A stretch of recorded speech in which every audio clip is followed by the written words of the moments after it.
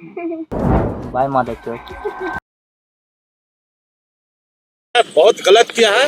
वो जो काम किया है वो बिल्कुल निंदनीय किया है, बहुत गलत किया है और उसको सजा होना चाहिए और बेतुका सजा होना चाहिए। जो चाहे आदमी वैसा सजा होना चाहिए। मीडिया कर्मी से हाथ जोड़ी है कि अंसारी को बदनाम नहीं कीजिए, वो अंसारी नहीं खलीफा है।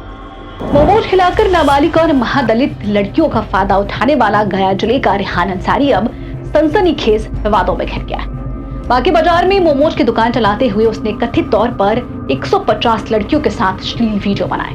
उसके मोबाइल से बरामद दर्जनों एमएमएस और आपत्तिजनक क्लिप्स सोशल मीडिया पर वायरल हो रहे हैं। लब जिहाद की शैली में प्रेम जाल बिछाकर उसने मासूम लड़कियों की जिंदगी बर्बाद की और किस तरीके से उसने टारगेट सेट किया, पूरा मामला कैसे क्या हुआ, हम आपको सब कुछ बताएंगे विस्तार से इस रिपोर्ट। नमस्कार, मैं हूं शालिनी सिंह और आप देख रहे हैं क्यूरियस शालिनी। रेहान अंसारी बाकी बाजार थाना क्षेत्र के टड़वा पंचायत अंतर्गत बाकी बाजार का निवासी है।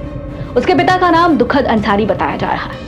ये जो युवक है रेहान अंसारी, लब जिहाद की सोची समझी रणनीति अपना रहा था। मोमोज की दुकान को वो शस्त्र बनाकर इस्तेमाल कर रहा था। जो भी लड़कियां उसके दुकान पर मोमोज खाने आती थी, रेहान पहले उनके साथ अच्छा व्यवहार करता, प्यार भरी बातें करता, प्रेम जाल बिछाता और फिर उनका शारीरिक शोषण करता और पूरा घटनाक्रम अपने मोबाइल में कैद कर लेता।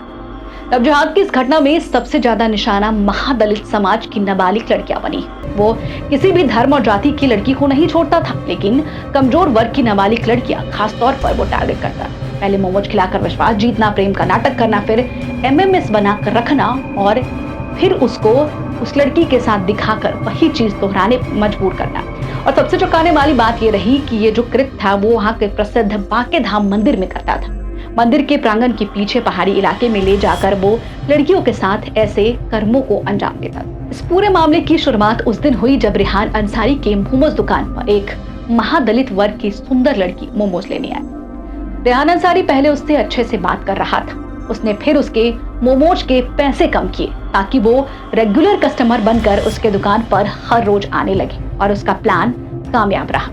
लड़की हर रोज उसके दुकान पर आने लगी और धीरे धीरे करके रेहान अंसारी ने उसके मोमोज को फ्री करना शुरू किया। जहां वो फ्री में उस लड़की को मोमोज देता था। फिर क्या था, दोनों ने आपस में एक दूसरे का नंबर शेयर किया। पहले व्हाट्सएप पे चैट होती थी, फिर कॉल पे बातें होती थी, फिर धीरे धीरे बात यहाँ तक बढ़ाई कि युवती वीडियो कॉल पर रेहान के सामने अपने कपड़े तक उतारती थी और रेहान उसका पूरा रिकॉर्डिंग कैद कर अपने मोबाइल में रखता था। फिर धीरे धीरे वो रेहान अंसारी उस लड़की को मंदिर के प्रांगण में बुलाने लगा और उसके बाद फिर दोनों के बीच आपत्तिजनक हरकतों का सिलसिला शुरू हो गया। पहले रेहान अंसारी एक लड़की के साथ इस कृत्य को बराबर अंजाम देता था, लेकिन धीरे धीरे करके उसकी इच्छाएं बढ़ने लगी, या यूं कहें कि जो लब जिहाद का पूरा ट्रेल उसने बना रखा था उसने अंजाम देने की शुरुआत कर दी। उसके बाद फिर वो धीरे धीरे करके उसके दुकान पर आने वाली कमजोर वर्ग की लड़कियों को टारगेट करने लगा। एक नहीं, दो नहीं, पूरे 150 लड़कियों को उसने निशाना बनाया और हर एक के साथ वो उसी तरीके का काम करता था। पहले दाम कम करना, फिर मोमोज फ्री करना, फिर नंबर लेना, पहले चैट करना, फिर वीडियो कॉल पे बातें करना, लड़कियों से कपड़े उतरवाना और उसके बाद उन्हें मंदिर के प्रांगण में बुलाकर उसके साथ वैसी हरकत करना और फिर पूरा वीडियो मोबाइल में कैद कर लिया। तो गाइस, हम लोग तो लंका लंकी है, तो गाइस लंका लंकी रहते हैं। आपको बता दें कि लब जिहाद की घटनाओं में नाबालिग लड़कियों को निशाना बनाने का यह सिलसिला सबसे ज्यादा चिंताजनक है। समाज को जागरूक होना पड़ेगा। लेकिन इस पूरे मामले में हम आपको बता दें कि जैसे ही रेहान अंसारी को ये पता चला कि वीडियो सोशल मीडिया पर तेजी से वायरल हो गया, रेहान अंसारी फरार हो गया। 150 लड़कियों के चेहरे अब दुनिया के सामने उजागर हो चुके हैं। उनमें से कई लड़कियों ने सुसाइड यानी कि आत्महत्या करने की भी कोशिश की, लेकिन आपको बता दें कि 150 में से सिर्फ एक व्यक्ति को छोड़कर, एक नाबालिग व्यक्ति के भाई को छोड़कर किसी ने भी इतनी जहमत नहीं उठाई, इतनी हिम्मत नहीं की कि उस रेहान अंसारी के खिलाफ मुकदमा दर्ज कराया जाए। एक नाबालिग महादलित वर्ग के युवती के भाई ने एफआईआर दर्ज कराया है। मामला पॉक्सो, SC/ST एक्ट और कई गंभीर धाराओं में एफआईआर दर्ज किया गया, जिसके बाद पुलिस प्रशासन इस पूरे मामले में हस्तक्षेप करने उतरी। पुलिस ने साफ साफ लोगों से अपील किया है कि कोई भी व्यक्ति इस वायरल वीडियो को शेयर ना करे। जो भी इस वीडियो को शेयर करेगा उसके खिलाफ साइबर सेल एक मजबूत कानूनी कार्रवाई करेगा, उसे सजा भी दी जाएगी। लेकिन बावजूद इसके पिछले 24 घंटों में कई लाख बार वो वीडियो अब शेयर हो चुका है। यानी कि जरा सोचिए कि लोग पुलिस प्रशासन की जो वार्निंग है उसको भी नहीं सुन रहे।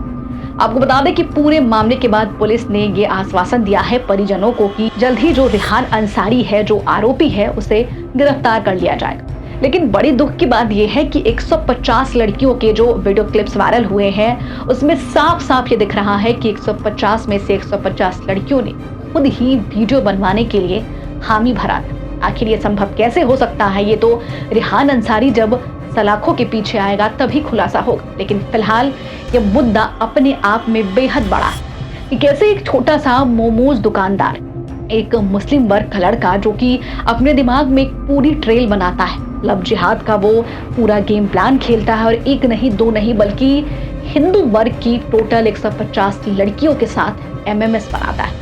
और सबसे चौंकाने वाली बात, जरा सोचिए कि जहां हिंदू धर्म के लोग सबसे ज्यादा पवित्र मंदिर को मानते हैं, वहीं बांके धाम मंदिर के प्रांगण में ही ऐसी वो तमाम हरकतों को अंजाम देता है। आपको बता दें कि पुलिस प्रशासन ने आश्वासन तो जरूर दिया है, लेकिन अब मुद्दा ये भी जानने का है कि आखिर कैसे उसने ये सोच लिया कि दलित महावर्ग की जो लड़कियां होती हैं, महादलित वर्ग की, उनके परिजन ना एफआईआर करेंगे, ना बात आगे बढ़ेगा, ना बात मीडिया में जाएगी और वो अपने पूरे इस लव जिहाद के ट्रेल को चलाता रहेगा बड़ी आसानी से। तो अब वक्त आ गया है कि महादलित के अभिभावक या फिर जो पूरे हिंदू समाज के अभिभावक है अपनी बच्चियों के साथ, अपने बच्चों के साथ दोस्त की तरह पेश आए, ताकि उन्हें पता हो कि उनके बच्चे क्या कर रहे हैं, किनसे मिल रहे हैं और वो कहीं किसी मुसीबत में तो नहीं। क्योंकि इस घटना के बाद कई परिवार टूटने पर आ गया। कितनी लड़कियों की शादी टूट गई, लड़कियां मानसिक रूप से टूट चुकी हैं, उन्हें मानसिक यातनाएं मिल रही हैं, आत्महत्या तक की भी नौबत आ गई। यहाँ तक कि आसपास के लोगों में भी आक्रोश की भावना फैल गई। लेकिन रेहान अंसारी के पिता का साफ साफ कहना है कि मेरे बेटे ने ऐसा कुछ नहीं किया है, लेकिन सिर्फ एक लौता एक नाबालिग लड़की के भाई के आवेदन पर तमाम मामले को दर्ज किया गया। फिलहाल इस खबर में इतना ही, लेकिन देखना बेहद दिलचस्प होगा कि रेहान अंसारी जब सलाखों के पीछे आता है तब वो इस पूरे प्रेम जाल या फिर यूं कहे कि लव जिहाद को लेकर क्या कुछ बयान देता है। फिलहाल इस खबर में इतना ही, लेकिन आपकी क्या राय है हमें कमेंट बॉक्स में लिखकर जरूर बताएं। बने रहे हमारे साथ और देखते रहिए क्यूरियस चैनल।